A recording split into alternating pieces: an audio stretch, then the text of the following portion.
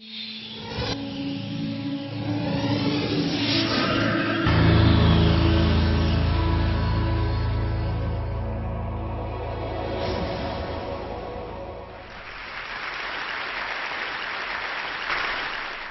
like to take you to another world, and I'd like to share a 45-year-old love story with the poor living on less than $1 a day. I went to a very elitist, snobbish, expensive education in India, and that almost destroyed me.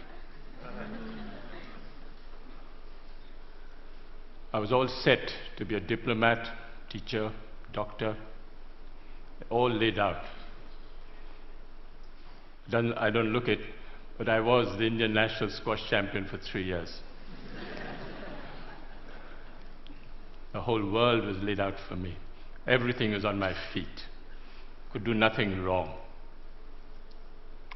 And then I thought, out of curiosity, I'd like to go and live and work, just see what a village is like. So in 1965, I went to what is called the worst Bihar famine in India, and I saw starvation, death, people dying of hunger for the first time. Changed my life. Came back home, told my mother, I like to live and work in a village. Mother went into a coma. What is this? The whole world is laid out for you, the best jobs are laying out for you, and you want to go and work in a village? I mean, is there something wrong with you? I said, no, I've got the best education, it made me think, and I wanted to give something back in my own way. What do you want to do in a village? No job, no money, no security, no prospect. I said, I want to live and dig wells for 5 years. Dig wells for 5 years? You went to the most expensive school and college in India and you want to dig wells for 5 years? She didn't speak to me for a very long time because she thought I'd let my family down. But then I was exposed to the most extraordinary knowledge and skills that very poor people have, which is never brought into mainstream, which is never identified, respected, applied on a large scale. And I thought I'd start a barefoot college only for the poor. What the poor thought was important would be reflected in the college. Went to this village for the first time. Elders came to me and said, are you running from the police? I said, no. You failed in your exam? I said, no. You didn't get a government job? I said, no. What are you doing here? Why are you here?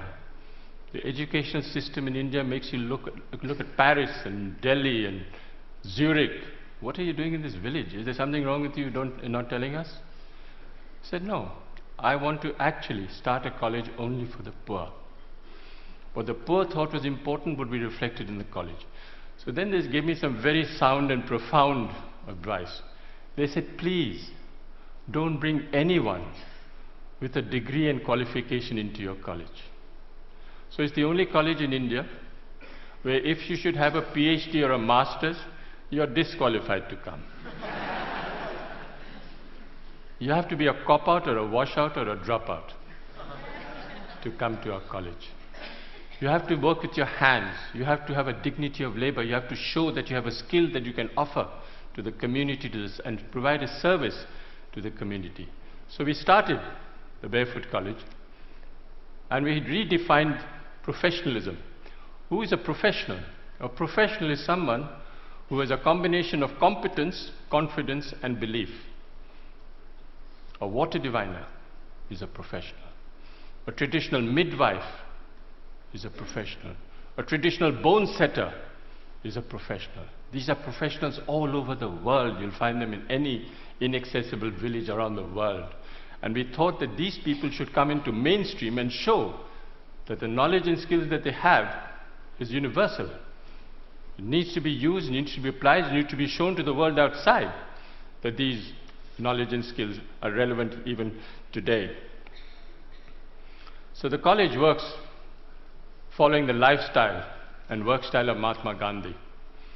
You eat on the floor, you sleep on the floor, you work on the floor. There are no contracts, no written contracts. You can stay with me for 20 years, go tomorrow. And no one can get more than $100 a month. You come for the money, you don't come to Barefoot College. You come for the work and the challenge, you come to the Barefoot College. That is where we want you to try crazy ideas. Whatever idea you have, come and try. Doesn't matter if you fail. Battered, bruised, you start again. It's the only college where the teacher is the learner and the learner is the teacher. And it's the only college we don't give a certificate. You are certified by the community you serve. You don't need a paper to hang on the wall to show that you are an engineer. So when they said that, they said, well, show us what is possible. What are you doing? This is all mumbo jumbo if you can't show it on the ground.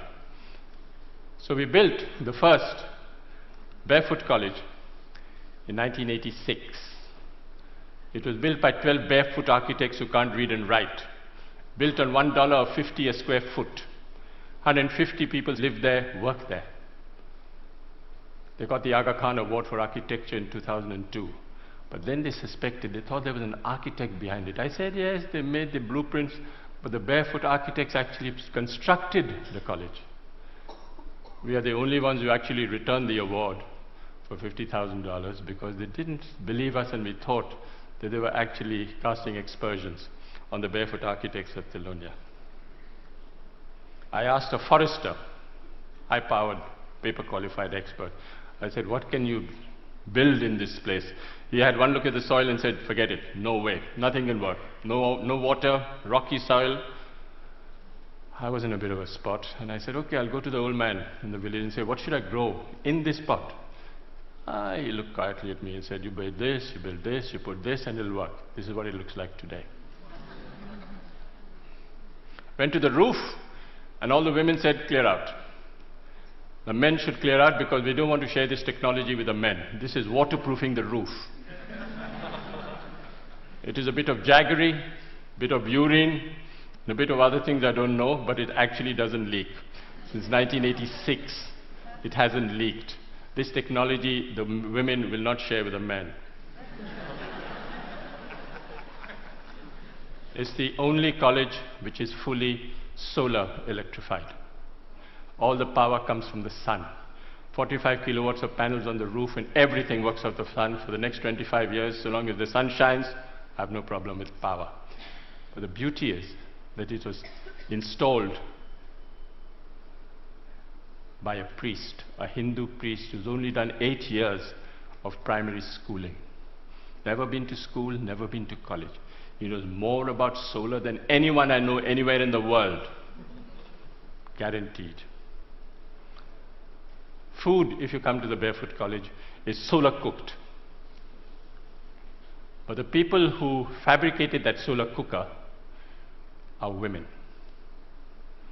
Illiterate women who actually fabricate the most sophisticated solar cooker. It's a parabolic Scheffler solar cooker. Unfortunately, they're almost half German. They're so precise. You'll never find Indian women so precise. Absolutely to the last inch, they can make that cooker. And we have 60 meals twice a day of solar cooking. We have a dentist. She's a grandmother, illiterate, who's a dentist. She actually looks after the teeth of 7,000 children. Barefoot technology. This was 1986, no engineer, no architect thought of it, but we are collecting rainwater from the roofs. Very little water is wasted. All the roofs are connected underground to a 400,000 liter tank, and no water is wasted. If we have 4 years of drought, we still have water in the campus because we collect rainwater. 60% of children don't go to school because they have to look after animals, sheep, goats, domestic chores. So we thought of starting a school at night for the children. We call the night schools of Telonia.